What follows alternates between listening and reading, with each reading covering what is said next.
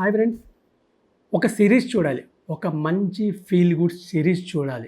కానీ మనకి ఏ సిరీస్ చూడాలో తెలియదు. ఇన్స్టాలో వచ్చి కొన్ని సజెషన్ చూస్తాం, ఎవరో ఫ్రెండ్స్ సజెస్ట్ చేస్తే చూస్తాం. అలాంటి ఒక సజెషనే ఈ సిరీస్ గురించి.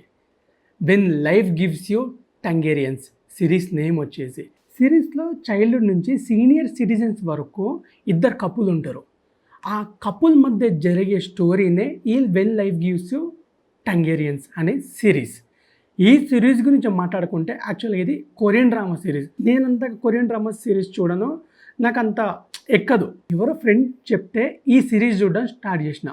సిరీస్లో ఏముంటుందిలే, జస్ట్ ఒక 2-3 ఎపిసోడ్ చేసి క్లోజ్ చేద్దాం అనుకున్నా. కానీ ఎప్పుడైతే సెకండ్ ఎపిసోడ్ ఎండ్ అయిందో టోటల్ సిరీస్ మీద ఇంట్రెస్ట్ వచ్చింది. ఈ సిరీస్ మీకు జస్ట్ సిరీస్లోనే కాదు, చూస్తున్నంతసేపు ఒక బుక్ చదువుతున్న ఫీల్ వస్తుంది.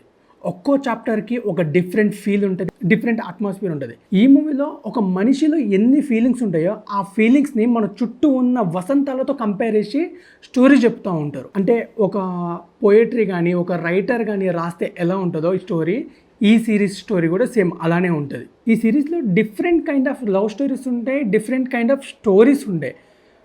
మెయిన్ స్టోరీ వచ్చేసి మనం బాగా అడిక్టెడ్ అనిపించి మనకు బాగా నచ్చేది ఒక ఇద్దరు కపుల్. ఆ ఇద్దరు కపుల్దే వెన్ లైఫ్ గివ్స్ టంగేరియన్స్ అనే సిరీస్. ఈ సిరీస్లో వీళ్ళిద్దరూ చైల్డ్హుడ్ నుంచి ఒకరినొకరిని ఒక నార్మల్గా ఫ్రెండ్స్లా ఉండి ఒక స్టేజ్కి వచ్చేసరికి మారుతూ లవ్ చేసుకొని పెళ్లి చేసుకుంటారు. వీళ్ళిద్దరు లైఫ్ స్టోరీ ఎట్లుంటుందంటే సేమ్ ఒక అబ్బాయి అమ్మాయి మధ్యలో ఎటువంటి సీక్వెన్స్ ఉంటాయో, ఎటువంటి ప్రాబ్లమ్స్ ఉంటాయో అవన్నీ అండర్స్టాండ్ చేసుకొని పెళ్లి చేసుకుంటారు. యాక్చువల్గా వీళ్ళిద్దరిది పూర్ ఫ్యామిలీ. పెళ్లి చేసుకున్న తర్వాత వీళ్ళకి వచ్చే ప్రాబ్లమ్స్ దాటుకొని వీళ్ళ మీద ఉన్న లవ్ని చూపిస్తూ ముందుకెళ్తూ లైఫ్ స్టార్ట్ అవుతుంది. వీళ్ళకు పిల్లలు పుడతారు, వాళ్ళకి పిల్లలు పుడతారు. టోటల్ ఈ సిరీస్లో 3 జనరేషన్స్ కనిపిస్తాయి. ఒక్కొక్క జనరేషన్కి ఒక్కో స్క్రీన్ ప్లే ఉంటుంది, ఒక్కొక్క సీన్ ఉంటుంది. ప్రజెంట్ ఇప్పుడు ఒక సీన్ జరుగుతుందంటే దానికి రిలేటెడ్ చైల్డ్హుడ్ సీన్ చూపిస్తాడు, లేదా ఇప్పుడు ఇంకో సీన్ జరుగుతుందంటే దాంట్లో ఫ్యూచర్లో జరిగేపోయే సీన్కి రిలేటెడ్గా చూపిస్తాడు. టోటల్గా 3 జనరేషన్కి సంబంధించిన ఈ స్టోరీ చాలా అంటే చాలా బాగా నచ్చింది నాకు. ఓకే, సిరీస్ చూడాలి అంటే 16 ఎపిసోడ్లు ఉంటాయి. చూసినంతసేపు నాకు 16 ఎపిసోడ్సా అనిపించింది, కానీ అప్పుడే అయిపోయిందా అనిపించింది సిరీస్ అయిపోయిన తర్వాత. లవ్ స్టోరీ అందరు తీస్తారు, అందరు చూపిస్తారు, కానీ మనకు నచ్చే విధంగా కొన్ని మాత్రమే చూపిస్తే అందులో నుంచే ఇలాంటిది ఒక సిరీస్. ఈ సిరీస్ చూస్తున్నంతసేపు ఏదో ఫ్రిక్షనల్ స్టోరీ తీశారు, మనం ఒక ఫ్రిక్షనల్ స్టోరీ చూస్తున్న మాత్రం ఫీల్ అయితే రాదు. రియల్ లైఫ్కి కనెక్టెడ్గా అనిపిస్తుంది చూస్తున్నంతసేపు. మనకి ఎక్కడ కూడా అంటే ఈ సీన్ కట్ చేయాలి, ఈ సీన్ స్కిప్ చేయాలి అయితే అనిపించదు. ఎందుకంటే ఇందులో ఉండే ప్రతి క్యారెక్టర్ మన లైఫ్లో ఉండే క్యారెక్టర్స్తో కనెక్టెడ్ అయి ఉంటుంది.